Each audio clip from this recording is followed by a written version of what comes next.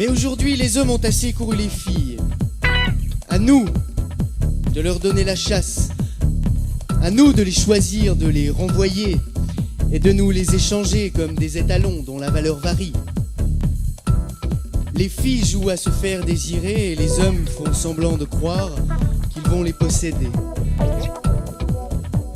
Un Jules, c'est comme une serviette périodique. Ce qu'on lui demande, c'est qu'elle soit présente sans trop se manifester, qu'on puisse se reposer dessus en toute confiance et surtout qu'elle soit fidèle.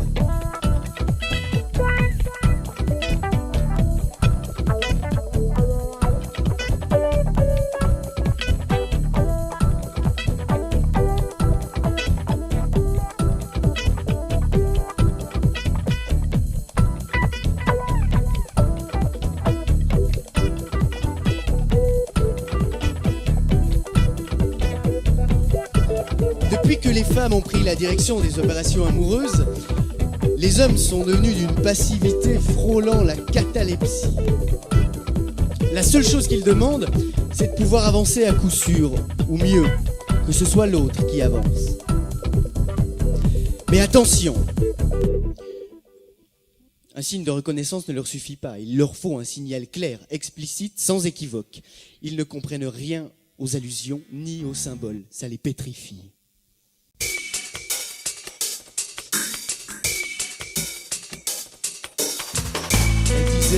Je me sens dévoré de l'envie d'être nu dans vos bras et d'enfoncer mes ongles dans vos épaules. Je ne sais plus si je suis douce ou bestiale, simple ou compliquée, jeune ou vieille. Elle disait, je sais seulement que j'aimerais connaître le poids de votre corps et savoir comment vous me parleriez si j'étais nu et jusqu'à quel point on peut être heureux.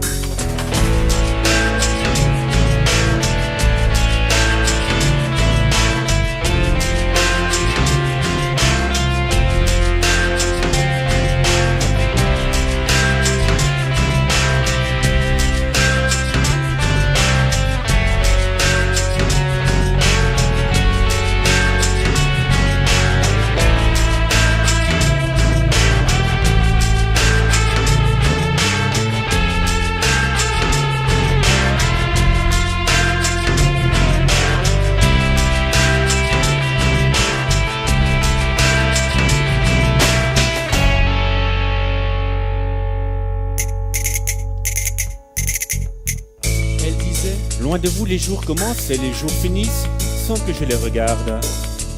Elle disait, déshabillez-moi avec des gestes très lents, en commençant par le cœur. Elle disait, délivrez-moi de la sagesse qui est pire que la mort, et donnez-moi cette fièvre qui est la vraie sagesse. Ce n'est pas tant de liberté dont on a besoin, mais de n'être chaîné que parce que l'on aime.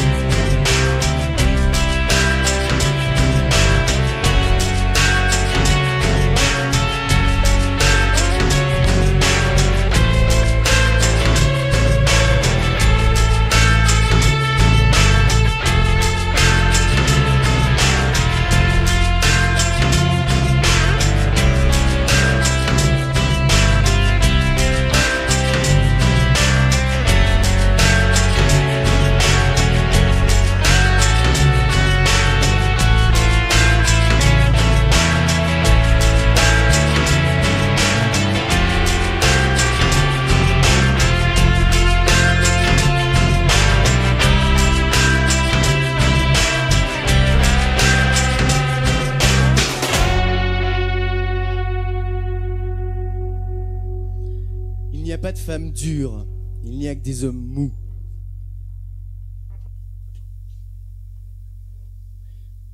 Regardez Michael Jackson qui passe son temps à se tenir le zizi au cas où il tomberait par inadvertance. Vous me direz, il y a 30 ans, c'était Gilbert Bécaud qui se tenait l'oreille. Oui, c'est à ce genre de petits détails qu'on voit les progrès de la civilisation.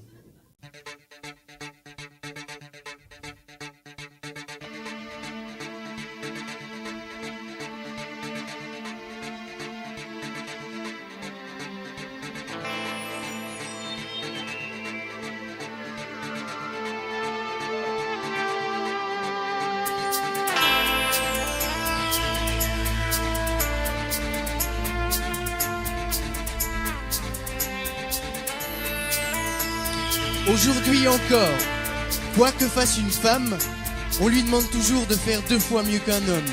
Heureusement, c'est pas difficile. D'ailleurs, quand une femme a du génie, on dit qu'elle est folle. Et quand un homme est fou, on dit qu'il a du génie. J'aimerais pouvoir changer de peau de temps en temps et devenir un homme, m'habiller en homme, pouvoir aller dans un café sans me faire draguer, causer d'égal à égal avec un type, entrer dans un ciné porno pour voir la gueule des mecs, pouvoir parler de fesses sans être traité d'obsédé sexuel, et puis vite retrouver ma peau de femme pour avoir un bel orgasme comme eux n'en auront jamais. Vous remarquerez que bien souvent le machisme d'un mec est inversement proportionnel à ses compétences. Et nul n'est plus arrogant à l'égard des femmes, agressif ou dédaigneux, que celui qui est inquiet pour sa virilité. Non, vraiment, les hommes sont des passe-temps, rien de plus. Trouvez-les, trompez-les, oubliez-les, c'est facile. L'homme est obsédé par la baise. Même s'il sait qu'il n'obtiendra au mieux qu'une sensation éphémère, il traversera s'il le faut un fleuve de mort. Il pataugera jusqu'au nez dans 1 kilomètre de vomi s'il croit qu'une petite chatte amicale l'attend au bout du chemin.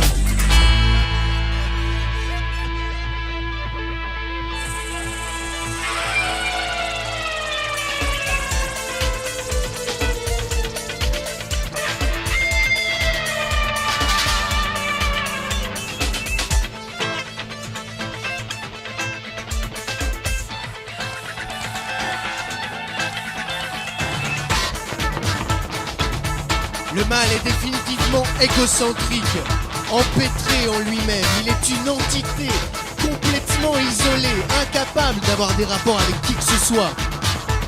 Son intelligence est un vulgaire outil au service de ses pulsions et de ses besoins.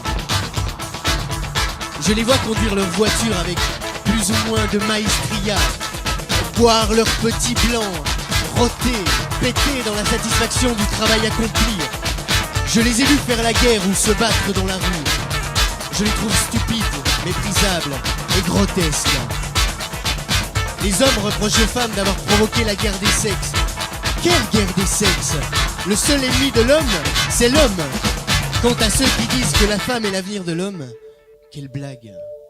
L'avenir de l'homme est de devenir enfin adulte. Car il n'est peut-être pas aussi mauvais qu'on le présente.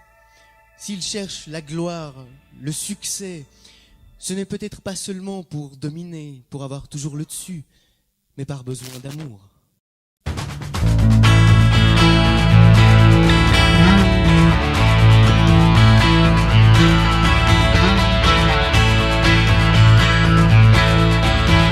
Mesdames et messieurs, Gaïa!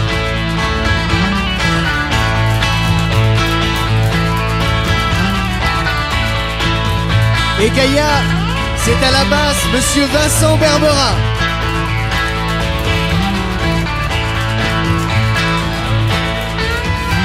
Monsieur Pierre Gillard-Denis à la guitare.